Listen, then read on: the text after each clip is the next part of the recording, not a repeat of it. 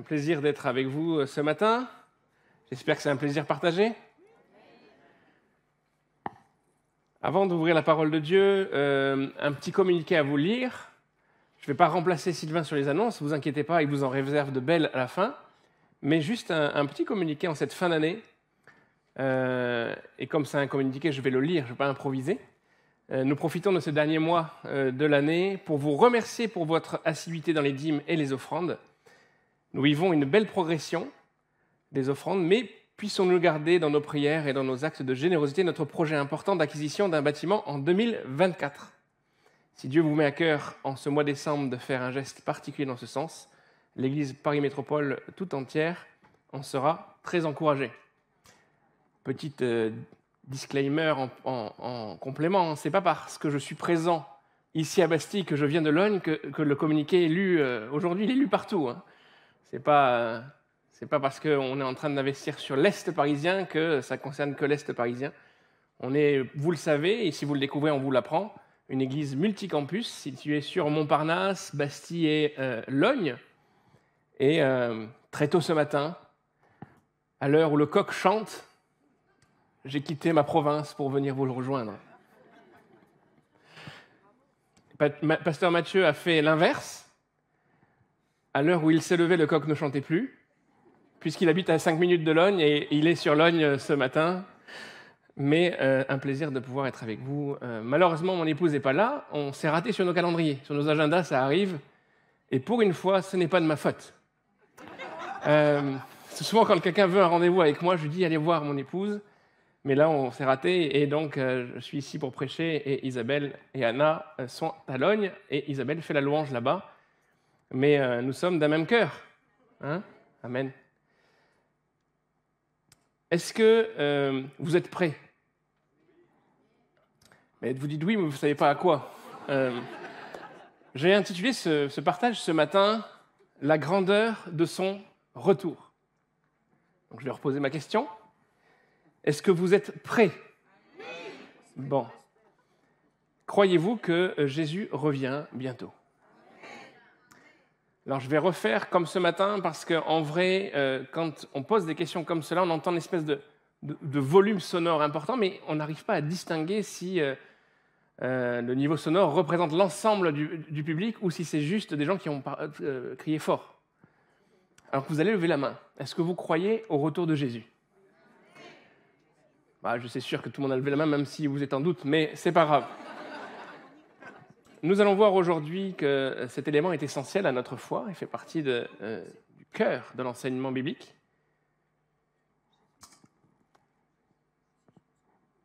Est-ce que vous avez déjà fêté un anniversaire ?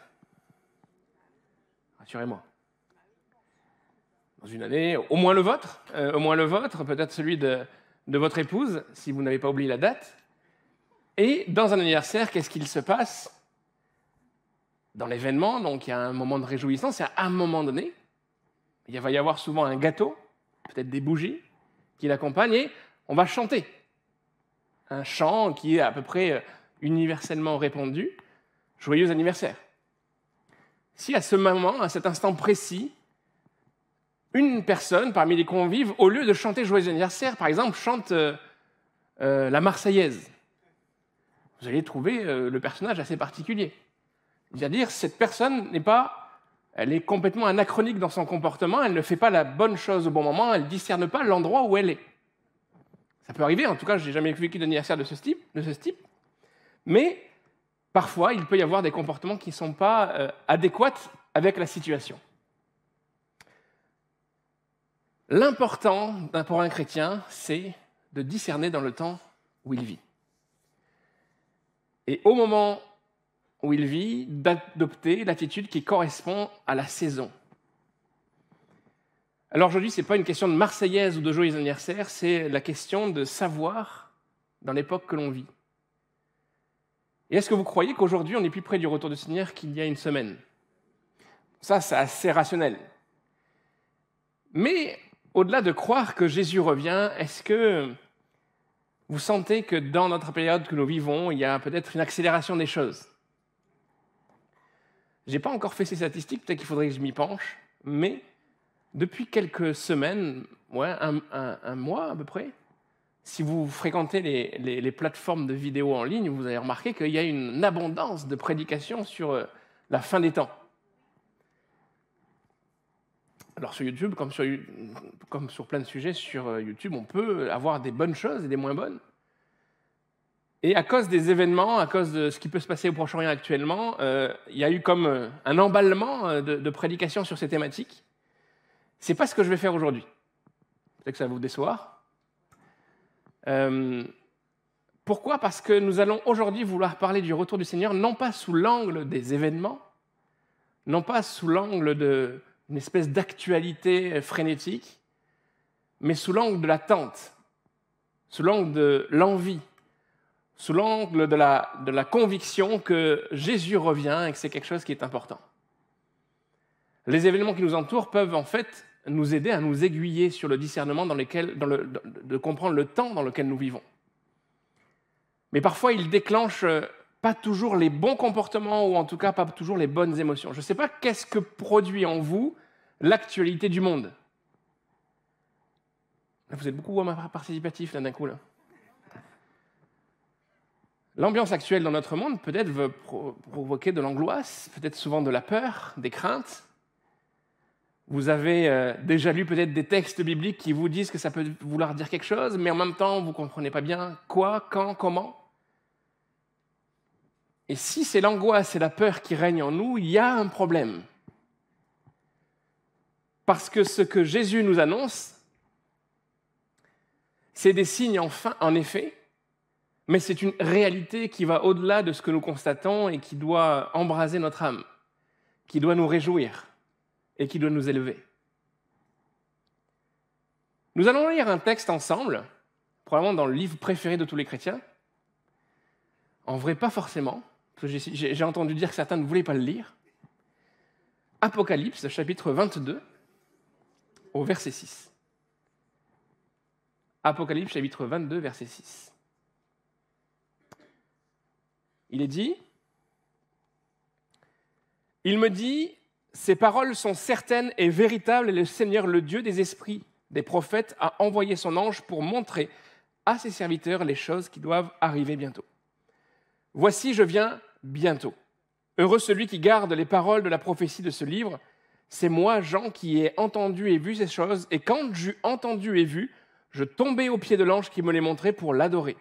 Mais il me dit, garde-toi de le faire. Je suis ton compagnon de service et celui de tes frères, les prophètes, et de ceux qui gardent les paroles de ce livre. Adore Dieu. Et il me dit, ne scelle point les paroles de la prophétie de ce livre, car le temps est proche. Que celui qui est injuste soit encore injuste, que celui qui est souillé se souille encore, et que le juste pratique encore la justice, que celui qui est saint se sanctifie encore. Voici, je viens bientôt et ma rétribution est avec moi, pour rendre à chacun selon son œuvre. Je suis l'alpha et l'oméga, le premier et le dernier, le commencement et la fin. Heureux ceux qui lavent leurs robes afin d'avoir droit à l'arbre de vie et d'entrer par les portes dans la ville. Dehors les chiens, les magiciens, les débauchés, les meurtriers, les idolâtres et quiconque aime et pratique le mensonge. Moi, Jésus, j'ai envoyé mon ange pour vous attester ces choses dans les églises. Je suis le rejeton et la postérité de David, l'étoile brillante du matin. Et l'esprit et l'épouse disent « Viens ». Que celui qui entende dise « Viens ». Et que celui qui a soif vienne, que celui qui veut prendre de l'eau de vie gratuitement. Je le déclare à quiconque entend les paroles de la prophétie de ce livre. Si quelqu'un y ajoute quelque chose, Dieu le frappera des fléaux décrits dans ce livre. Et si quelqu'un retranche quelque chose des paroles du livre de cette prophétie, Dieu retranchera sa part de l'arbre de vie et de la vie sainte, de la ville sainte, décrit dans ce livre. Celui qui atteste ces choses dit « Oui, je viens bientôt. Amen. Viens, Seigneur Jésus. » Amen. Bon. On est au cœur de l'enseignement de l'Apocalypse. Il n'y a aucune raison que l'Apocalypse nous fasse peur. La définition de l'Apocalypse, selon la Bible, c'est quelque chose d'important, c'est une révélation. C'est une prophétie, c'est des paroles de Dieu pour les hommes. Alors, n'acceptons pas la définition du monde Peut-être que le mot apocalypse a pris un sens chargé de négativité, de malheur et de désespoir. Mais quand Dieu donne des explications sur l'avenir à son peuple, ce n'est pas pour le désespoir, c'est pour le prévenir. C'est pour prendre soin de lui. C'est pour développer en lui une capacité à espérer et à se projeter sur une rencontre qui n'a rien d'égal sur cette terre. Et c'est le centre de tout ce que Jésus nous a dit. Jésus ne nous a pas sauvés pour que nous puissions profiter d'une vie terrestre, que l'on s'installe dans un confort matériel ou social, relationnel. Je ne nie pas la réalité que ça fait du bien quand on vit des belles choses sur Terre. On a des choses que l'on aime, on a des personnes qui nous sont proches, on a des choses que l'on n'a pas envie de perdre. Mais il y a un centre de la réalité de la révélation biblique, c'est que Dieu nous prévient, Dieu nous informe, et Dieu est le centre de tout. Vous voyez, la révélation était tellement forte que même Jean, qui est un disciple de notre Seigneur, à un moment donné, il se met à s'incliner devant l'ange révélateur pour lui porter une forme d'adoration. Et l'ange lui dit « Mais surtout pas, je ne suis que le messager. » Et dans l'ordre de Dieu, d'ailleurs, les anges sont des messagers, ne sont pas des créatures à adorer. Le seul qui doit être adoré, c'est Dieu. Et nous devons réaliser à travers cette parole très forte, ce rappel que l'ange fait à Jean, que le cœur de la création, de pourquoi nous sommes ici, c'est pas pour nous sentir intelligents et nous dire « Ah, quand même, quand Dieu m'a fait, il ne s'est pas raté. » Et des fois, on voit ça un peu sur les réseaux sociaux, en citant un verset parmi très spécifique que l'on cite très facilement, parfois un peu hors contexte. « Je suis une créature merveilleuse », vous l'avez déjà entendu, vous l'avez peut-être chanté. En vrai, ce n'est pas faux, c'est biblique. Mais je ne suis pas une créature merveilleuse parce que je suis merveilleux et exceptionnel. Je suis créature merveilleuse parce que c'est Dieu qui m'a créé. Il est le seul à mériter l'adoration et il nous a créés justement pour l'adorer. Et un peuple qui attend son retour, un peuple qui adore Dieu, un peuple qui se prépare et qui a hâte de le rencontrer, c'est un peuple qui est dans sa mission, qui est dans son appel et qui est dans la fondation de sa création. On va voir ensemble rapidement, j'ai toujours rapidement, mais en vrai je ne suis jamais rapide, mais ça c'est des paroles de pasteur. On va voir ensemble 3 réalités par rapport à ce retour de notre Dieu. La première chose qui est d'abord très importante, c'est que c'est une réalité de conviction. Et je suis heureux, enchanté de voir que vous êtes tous convaincus. Mais je vais quand même revenir dessus avec vous. Le fait que Jésus revienne est une conviction qui doit être chevillée à votre cœur, à votre esprit, à vos pensées. Il n'y a rien qui peut le remettre en cause. C'est un élément central de l'enseignement biblique.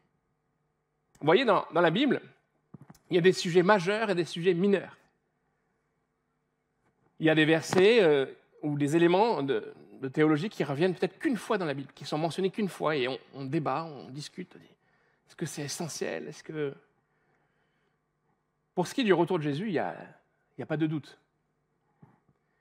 Si tu enlèves le retour de Jésus de l'enseignement de la Bible, tu enlèves beaucoup de choses. Et ce n'est pas juste un nombre de versets, on n'est pas là en train de faire juste de la statistique, quelque chose n'est pas important juste parce qu'il y a un nombre de versets, ce n'est pas comme cela qu'on calcule l'importance.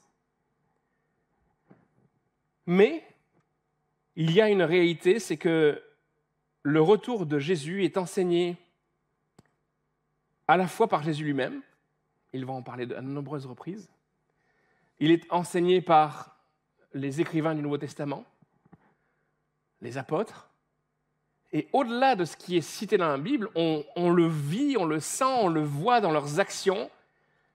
Il n'est pas simplement écrit, il est vécu. L'urgence, la proximité du retour de notre Seigneur était quelque chose qui était important pour les premiers apôtres. Et quand on lit ces textes-là, on comprend pourquoi. À chaque fois que Jésus parle de son retour lui-même ou que c'est exprimé par les apôtres, on parle souvent d'une proximité urgente. Et donc les premiers chrétiens vivaient avec cette thématique. C'était quelque chose qui était présent. Et on n'a pas les textes, on ne sait pas, mais on peut difficilement réellement se mettre à la place de Pierre ou de Paul ou d'un autre et penser ce qu'ils pensent. Mais en lisant ce qu'ils ont écrit, on a cette forte impression qu'ils avaient la conviction même peut-être que dans leur génération, ils le verraient. Alors voilà un premier danger, parce que c'est un élément central de l'enseignement biblique, mais ceux qui y croyaient le plus ne l'ont pas vu alors. Et nous ? Danger de relativisme. Au bout de 2000 ans, tu te dis, ceux de la première génération étaient persuadés que ça allait se faire dans leur génération. Comment on fait, nous ? Et c'est le danger de juste porter nos regards sur les événements. Quand on porte les regards sur les événements, que sur les événements, on se dit, oui, mais il y a déjà eu des malheurs dans l'histoire du monde. Et je pense en termes de performance, l'homme est très très fort pour créer du malheur. Et dans tous les siècles. Et donc, souvent, on va commencer à comparer les drames. Est-ce qu'on est assez arrivé au paroxysme de la méchanceté de l'homme pour que ça soit le temps ? Mais ce n'est pas ce que Dieu veut de notre part. Il ne veut pas que nous soyons des archéologues des événements, mais que nous soyons des disciples qui ont une foi ferme et certaine en lui. Alors, pour avoir une foi certaine, il faut d'abord croire ce que Jésus nous enseigne. Si tu enlèves le retour du Seigneur de l'enseignement de Christ, il y a quand même un gros morceau qui manque. Parce que ça voudrait dire que le salut est une voie pour que tu aies une belle vie sur terre et c'est tout. Et puis tu attends la mort et tu verras ton Dieu dans l'au-delà. Sur ces sujets-là, Paul était assez clair. Il a utilisé un raisonnement par l'absurde pour expliquer certaines choses de la foi. Il disait la même chose par rapport à la résurrection. Si tu ne crois pas à la résurrection, ta foi est vaine. Si tu ne crois pas que la résurrection est possible, ça veut dire que ton Seigneur n'est pas ressuscité, donc il est toujours mort, et s'il est toujours mort, il n'a rien vaincu. Mais c'est difficile de croire au retour du Seigneur, c'est quelque chose, c'est un élément irrationnel. Mais on a pris la Sainte Seine juste avant. Et l'histoire de Christ incarné est aussi irrationnelle que l'histoire de son retour. Logiquement, dans notre manière de penser humainement, on ne peut pas envisager ce type d'événements qui sont des événements qui dépassent l'histoire humaine. Mais ça fait partie du cœur de l'enseignement biblique. Alors ça doit être une conviction. La conviction ne suffit pas. Être sûr que quelque chose devrait arriver, ça ne suffit pas. Parce que cet événement qui se placera dans l'histoire future a un impact sur nos vies. Qui dit le retour de Jésus, dit aussi une rencontre avec lui. Il va se passer quelque chose pour nous qui le croyons. Alors la deuxième étape, c'est la préparation. Savoir que quelque chose arrive, ça ne te prépare pas. On est d'accord. Je ne sais pas s'il y a des Parisiens dans cette salle, ou si c'est tous des... Vous avez tous pris la RATP pour venir par là ? Non, il y a des Parisiens. Ils ont peut-être appris de mauvaises nouvelles cette semaine. Ils ont écouté la radio et puis ils ont découvert que le mois de juillet et d'août vont être compliqués pour circuler. Les Jeux Olympiques. Vous avez hâte de ces moments ? Moi, j'ai hâte, j'ai acheté mes billets. Je ne suis pas parisien. Bon. Vous voyez, en ce moment, alors que nous parlons, il y a des athlètes qui sont au courant qu'il y a les Jeux Olympiques. J'espère pour eux. S'ils ne le sont pas, c'est probablement qu'ils ne seront pas qualifiés. Mais le fait d'être au courant des dates de l'épreuve ne les prépare pas. Si les athlètes qui aspirent à la médaille d'or se disent « c'est bon, je l'ai mis dans mon agenda », ça ne suffit pas. Peut-être que même ça fait peut-être plus d'1 an, de 2 ans, peut-être que ça fait 10 ans qu'ils ont ça dans leur agenda et ils ont fixé leur objectif sur ça et ça fait des années qu'ils s'y préparent. Ils ont serré la vis dans leur quotidien, ils mangent d'une certaine manière, ils s'entraînent, ils vont s'astreindre à tout un tas de choses pour atteindre leur objectif. Avoir la conviction que Jésus revient ne suffit pas. Il faut que tu t'y prépares. Et les versets sont clairs. Avec la Bible, on est rarement dans la demi-mesure.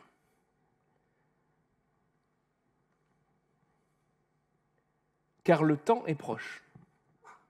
Que celui qui est injuste soit encore injuste, que celui qui est souillé se souille encore, que le juste pratique encore la justice, et que celui qui est saint se sanctifie encore.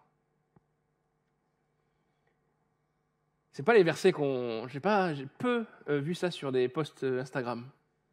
Vous avez vu ça, vous? Avec un joli paysage de montagne. En général, c'est des psaumes qu'on prend. Dans cette salle, il y a peut-être deux catégories de personnes. Il y a ceux qui ont cette attente. Ils ont envie de rencontrer leur Seigneur. Et puis, il y a ceux qui peut-être ont la même attente, mais à cause des circonstances de leur vie, peut-être de l'endroit où ils sont dans leur chemin spirituel, en ont peut-être peur même. Parce qu'ils disent, je ne suis pas prêt, si Jésus revient là, je suis cuit, quelque part.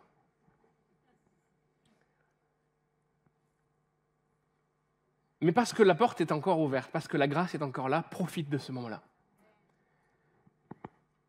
Et ne soyons pas dans cette catégorie en disant, tant pis, je me souille, je continue. Non, que ce soit des messages qui nous rappellent à l'urgence de la préparation, à l'urgence de mettre nos vies en règle et surtout d'honorer notre Dieu de nos actions. Parce que, sachez quelque chose, le texte nous dit « je viens bientôt ». En français, voilà, c'est bientôt. C'est dans quelques temps, mais dans pas trop longtemps. À cause des 2000 ans qui sont déjà passés, on l'a dit, il y a une forme de relativité, de relativisme. Mais dans certaines traductions, c'est « je viens rapidement ». Je vais le faire en anglais. Je ne l'ai pas fait au premier culte, je vais le faire, je veux vous honorer de mon accent français. Quickly. Voilà. Et quand tu vas quickly, ça va vite. Hein. Le mot utilisé, dans le Nouveau Testament, est utilisé 13 fois, ce mot-là. Et sur 11 fois sur 13, il y a cette notion de rapidité, quelque chose de brusque, quelque chose qui va très vite. Ça veut dire que tu ne peux pas te préparer à partir d'un moment où « Ah, ça y est, j'ai eu un signal, c'est bon, je peux m'y mettre. » Et ne mettons pas notre confiance dans de fausses espérances. La Bible est claire. Nul ne connaît ni le jour, ni l'heure. Alors je vais le refaire, je l'ai fait au premier culte, je ne peux pas passer ce petit trait d'humour. Pourtant, quand ça a été prononcé par une personne, ce n'était pas un trait d'humour. Certains auraient la théorie que la Bible nous dit qu'on ne connaît ni le jour ni l'heure. Du coup, on peut connaître le mois ou l'année. Mais la pensée biblique, elle n'est pas là pour moi. Ça s'appelle vraiment tirer par les cheveux les réalités bibliques. Hein. Le principe biblique sur la réalité du retour de Jésus, c'est que tu ne peux pas t'y préparer parce qu'il y a un signal qui t'invite à le faire.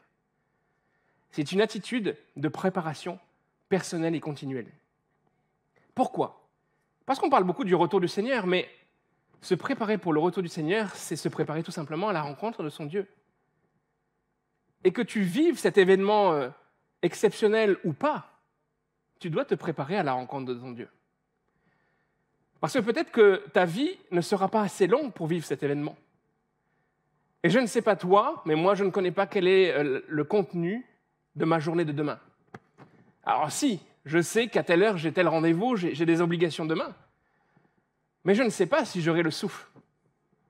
Je ne sais pas si j'aurai la vie. Et ça, c'est une réalité que parfois on évacue assez facilement. On évacue parce que peut-être qu'on en a peur, ou peut-être parce que nous vivons dans des sociétés qui ont repoussé certaines limites. On se dit que notre espérance de vie, en moyenne, devrait être de tant d'années, et donc il nous reste un petit peu de marge. Mais nul ne connaît son lendemain. Se préparer au retour du Seigneur, c'est juste vivre notre foi avec intégrité devant Dieu. Parce que demain, tu ne sais pas si ça sera le retour du Seigneur ou si ce sera la fin de ta vie. Bon, à la fin, je vais être plus joyeux, rassurez-vous, mais c'est la réalité. Je ne peux pas inventer les choses, c'est la réalité de notre situation. Malgré tous nos projets, malgré toute notre énergie, malgré toute notre force, malgré peut-être tout le sport que tu fais, malgré le soin que tu mets à travailler l'enveloppe, tu ne maîtrises rien. Et Dieu nous invite avec amour à être dans cette dynamique de préparation. Ce qui est beau avec notre Dieu, c'est que ce n'est pas brusque, ce sera rapide le jour où ça arrivera, mais ce n'est pas sans avoir prévenu. Il y a des livres entiers qui nous y préparent. La troisième chose, on a vu conviction, préparation. La troisième chose, c'est l'aspiration. Avoir envie. Parce que jusqu'à présent, on pourrait être dans bon. Il nous l'a dit, on ne peut pas faire autrement, en vrai. Tu ne peux pas créer la théologie que tu as envie. Tu es obligé de prendre ce qui est dans la Bible et tu fais avec, en vrai. Tu vas dire, je ne suis pas d'accord. Franchement, moi, je pense autre chose. Ça ne va pas changer la réalité. Tu peux aussi te préparer avec cette petite musique derrière ta tête de peur, de crainte. Dire, je vais me préparer parce que je n'ai pas envie de rater. Mais le plus important, c'est ce troisième niveau. Quelle est ton aspiration ? Est-ce que tu as envie de rencontrer ton Dieu ? Et c'est pour ça que c'est important de parler de ces choses-là, parce que on va complètement pivoter. Là, en parlant de cela, on ne va plus se dire que c'est anxiogène, que c'est plein de peur, Mais au contraire, ça va être un cri du cœur. Alors je concède et je conçois que nous n'avons pas tous les mêmes vies. Dans ce lieu, il y a des personnes qui vivent des moments difficiles, d'autres qui sont dans la joie. Dans ce lieu, il y a des personnes qui, peut-être, elles aiment énormément leur vie sur Terre. Souvent, ça va dépendre de ton métier, de tes capacités financières, de tes projets. Et ce n'est pas un péché d'aimer ce qu'on fait sur Terre. Dieu n'a pas appelé son peuple à être un peuple de déprimés terrestres, espérant trouver une joie qu'il ne touche pas sur Terre. On peut aimer ce qu'on a sur Terre. Et d'ailleurs, je suis sûr que certains ont fait des prières. Je mets ma main à couper, qu'au moins une personne, je vais élargir le socle, comme ça ma main reste en vie, mais que dans l'ensemble des campus EPM, à Logne, à Montparnasse ou à Bastille, au moins une personne, un jeune de 21 ans, a fait cette prière. Ça fait 6 mois que ses yeux se sont posés sur une créature merveilleuse. Il a verbalisé son amour pour cette jeune fille et ils ont commencé à échafauder des plans. Dès qu'ils ont coché sur le calendrier une date de mariage. Et un soir, ce jeune rentre chez lui, descend de son métro, il rentre dans sa... Et il se met à genoux comme un bon chrétien, tel Daniel, et il fait cette prière, « Seigneur, je t'aime beaucoup, mais reviens après mon mariage. » Je crois qu'il y a beaucoup de gens, on a tous fait un peu, non ? Moi, j'ai grandi dans l'église, donc j'ai été toujours très spirituel dans mes demandes.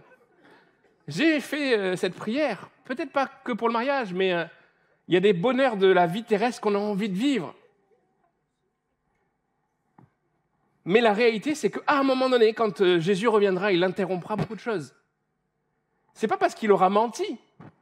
S'il t'a dit c'est ta femme, c'est pas qu'il ment. C'est juste que, à un moment donné, sur l'ensemble de l'humanité, beaucoup de choses seront interrompues. Il y aura des pasteurs qui ont été appelés à être des évangélistes parmi les nations et qui auront peut-être commencé que depuis 6 mois. Mais c'est pas grave, ça. Parce que la priorité, c'est pas ce que l'on laisse sur terre, c'est ce que l'on gagne dans le ciel. Et c'est ça qui doit être la base de notre joie. La base de notre paix et de notre espérance, c'est de dire, malgré tous les bienfaits que je peux toucher sur cette terre, rien ne peut équivaloir. Je ne sais pas si j'ai bien conjugué tout ça. Ce que Dieu a prévu. Voilà, ouais, équivalent. Alors ça, c'est quand on ne sait pas conjuguer le verbe, on essaie de trouver un subterfuge. Mais en tout cas, ça va être égal. Non, ça va être supérieur à ce que l'on trouve dans le ciel. Parce que rien n'est comparable à ce que notre Seigneur est. Et selon les circonstances, ça peut être plus ou moins facile, plus ou moins difficile. Il y a toujours une histoire qui m'a marqué quand j'étais à l'école biblique. Notre président d'école biblique nous avait raconté un petit peu son travail de recherche qu'il avait fait dans le cadre de sa thèse de doctorat. Il avait fait une étude comparative entre l'histoire du christianisme à l'est du rideau de fer et à l'ouest du rideau de fer. Alors pour ceux qui ont un petit peu oublié les cours d'histoire, avant les années 90, il y avait vraiment une séparation en Europe entre l'URSS, le communisme, et on va dire l'Occident. À l'Est, c'était plus compliqué de vivre sa foi librement, il y avait un espèce de contrôle, une forme d'oppression sur la liberté religieuse. Et ce pasteur, donc le président de mon école biblique, était bulgare. Il avait grandi en Bulgarie, son père était pasteur, et il y avait un peu une forme de persécution. Alors c'est sûr que ce n'était pas la persécution de Corée du Nord aujourd'hui, mais c'était vraiment déjà une persécution, difficulté d'avoir la Bible, plein de choses comme cela. Et puis à l'Ouest, on était libre, quoi. On faisait à peu près ce qu'on voulait. Et il a remarqué quelque chose, c'est qu'il y a comme deux manières de prier. Ceux qui étaient dans la catégorie des églises persécutées des pays où il est difficile de professer l'Évangile faisaient une prière. Viens, Seigneur Jésus. Ils priaient beaucoup pour le retour du Seigneur. Et à l'Occident, à l'Ouest, la grande prière, c'était « Seigneur, visite-nous. Viens réveiller nos églises. Viens manifester ta puissance. Que nous ayons des miracles, que nos églises grandissent et se multiplient. » Amen. En vrai, les deux prières sont bonnes. Elles sont bibliques. Il n'y a pas une prière qui est anti-biblique. Mais les objectifs ne sont pas les mêmes. Quand tu es libre, quand rien ne t'empêche de pratiquer ta foi, tu as envie de rester en fait. Tu es bien en fait. Et en général, ta liberté religieuse, elle correspond souvent à une certaine liberté économique qui te fait que tu peux avoir des biens, des choses qui te plaisent. Et donc, même dans ta prière spirituelle, tu aimes bien avoir encore plus de choses. Ça répond à un verset de ce qu'on a lu.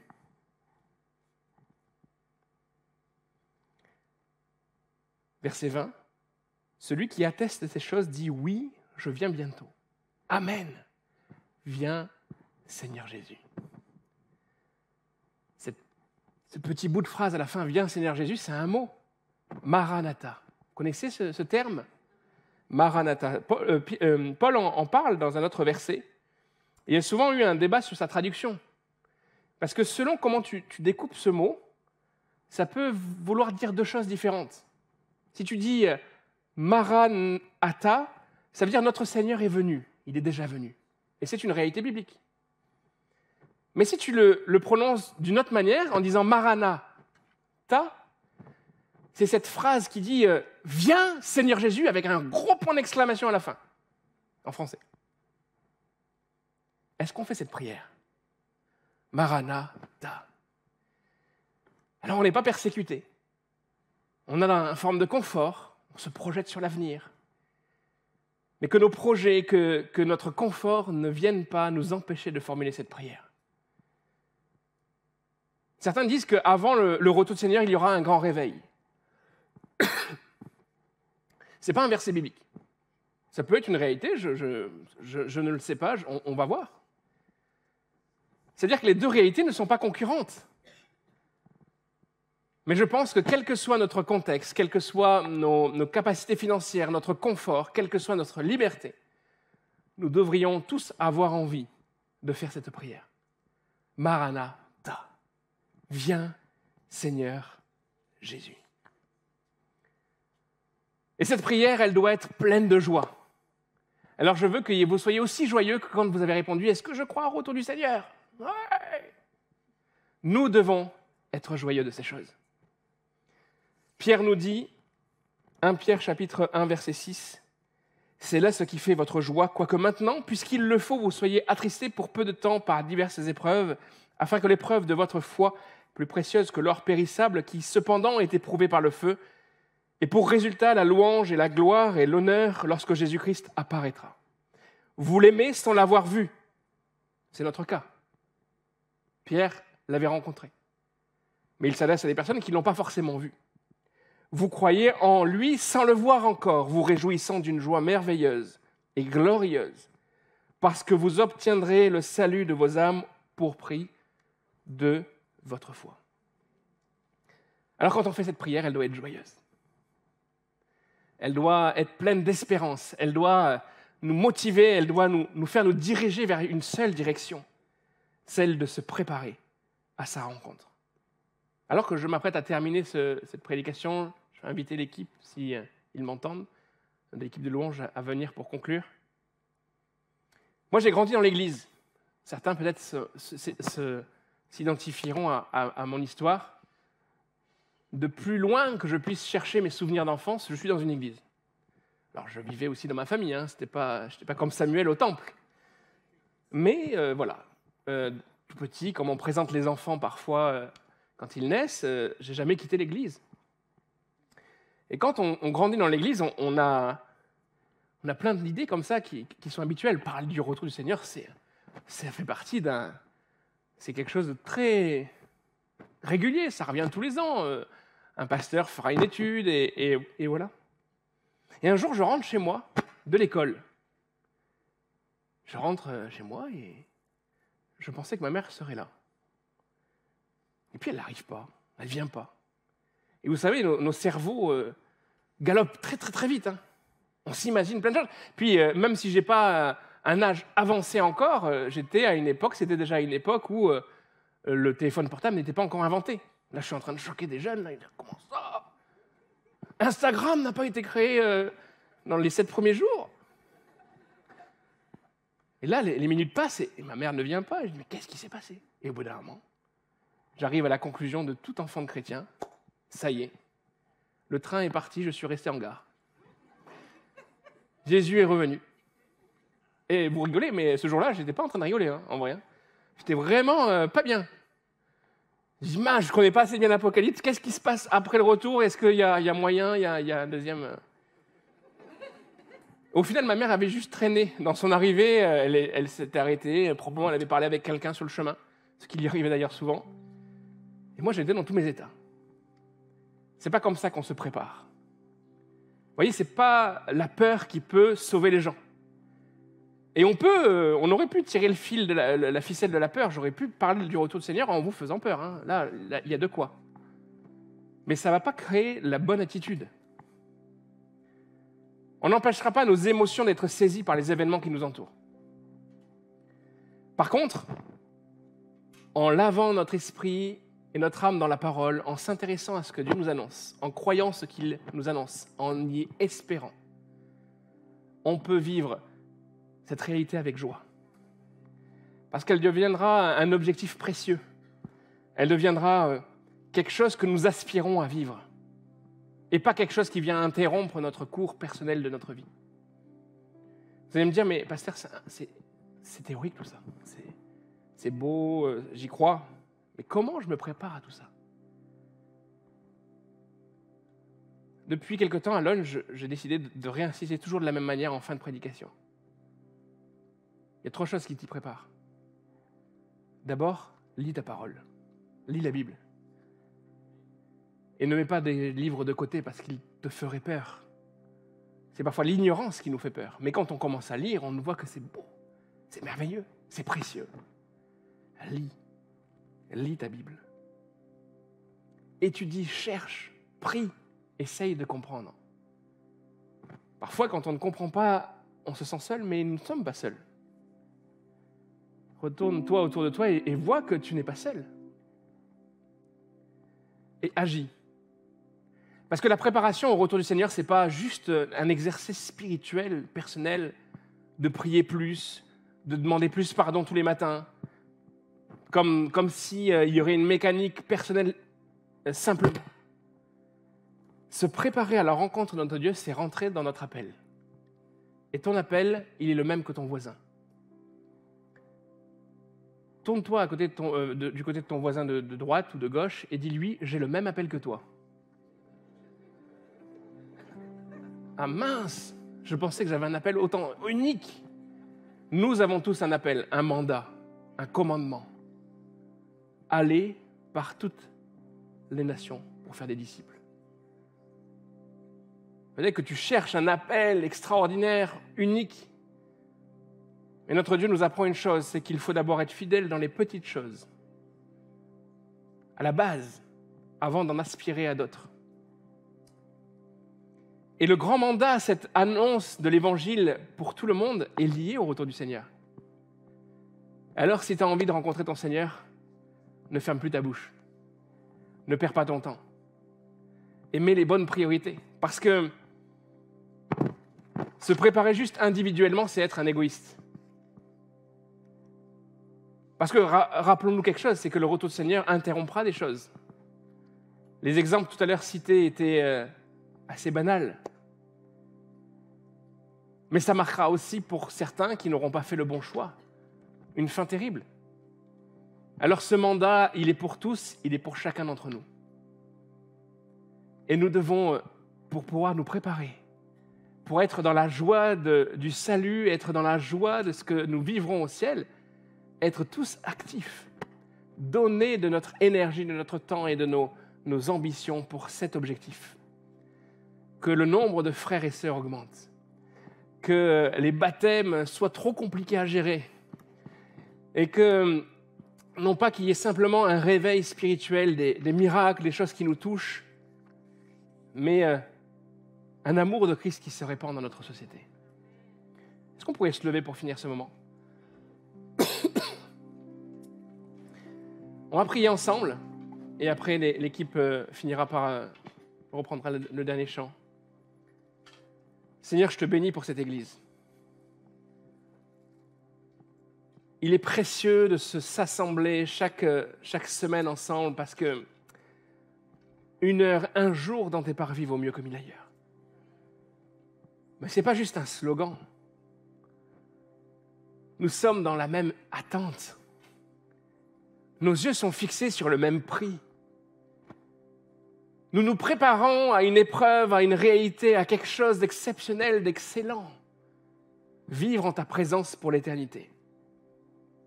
Alors Seigneur, que dans nos cœurs, que dans notre quotidien, ton esprit vienne sans cesse rappeler cette réalité-là. L'esprit dit à l'épouse, viens. Et que de nos cœurs, il y ait cette parole, ce désir, cette phrase, que l'on puisse dire chaque matin, chaque jour qui nous rapproche de ton retour. Maranatha, viens Seigneur Jésus. Je te prie ce matin pour tous ceux qui sont au milieu du gué, qui hésitent, revenir en arrière, aller vers l'avant. Peut-être ceux qui ont laissé tomber, qui se sont fatigués, qui ont peut-être fait des choix dans leur vie qui les ont salis. Te prions parce que ton pardon est un pardon qui reconstruit. Viens restaurer, viens relever, viens reconnecter nos vies à ta présence. Pour que ce chant, pour que cette parole, pour que cette réalité devienne non pas du cœur du pasteur ou simplement de quelques personnes, mais de tous. Viens Seigneur Jésus. Je n'ai pas à redouter ton retour parce que j'ai la joie dans le cœur. C'est une espérance profonde et puissante. Dans le nom de Jésus, nous te prions. Amen.